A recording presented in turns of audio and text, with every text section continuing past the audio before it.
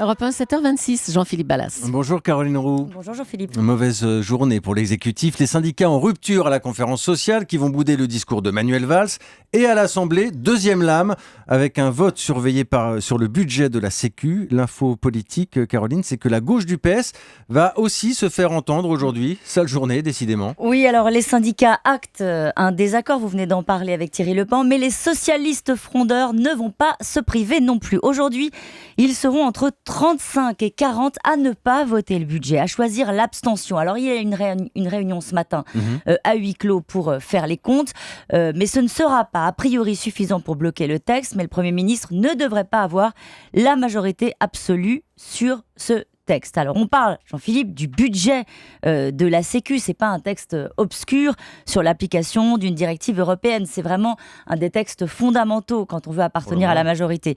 Un des leaders des frondeurs m'expliquait fièrement hier soir, les syndicats sont sur la même ligne que nous. Ils réclament des investissements pour les collectivités et des gestes pour le pouvoir d'achat. Le coup d'éclat des uns sert la colère des autres. Alors Manuel Valls qui brusque un peu tout le monde, d'accord, mais il avance, il va aller plus vite et c'est aussi la rançon de la réforme. Alors ce discours tient si Manuel Valls sort des résultats rapidement. En réalité, c'est vraiment la stratégie du Premier ministre qui coince. Écoutez cette charge d'un cadre de la rue de Solferino.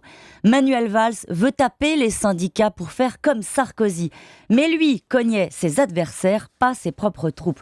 Vous remarquez que celui qui prend, j'allais dire, c'est le Premier ministre, car l'Élysée fait savoir assez habilement aux uns et aux autres depuis quelques jours que c'est Matignon qui est allé un peu vite sur la méthode, sur les annonces, notamment sur la pénibilité. En clair, que le Premier ministre s'y est mal pris. Manuel Valls, lui, tient à montrer qu'il est passé à autre chose. Il envoie ce matin Bernard Cazeneuve en réunion de groupe devant les députés. Le ministre de l'Intérieur vient leur parler de toute autre chose. La réforme territoriale, une petite humiliation de plus pour les députés socialistes. Donc c'est Hollande qui joue le rôle du good cop, le gentil dans l'histoire, et il s'en sort bien ? Alors, c'est un peu une vue de l'esprit, Jean-Philippe, car c'est avant tout sa méthode, le dialogue social, la concertation qui est torpillée. Certes, Manuel Valls peut être mis en cause sur la méthode, c'est le cas en tout cas de la part des frondeurs, mais il n'est pas le seul dans son pas de deux avec le MEDEF. C'est François Hollande qui l'a initié avec Pierre Gattaz sur le pacte de responsabilité.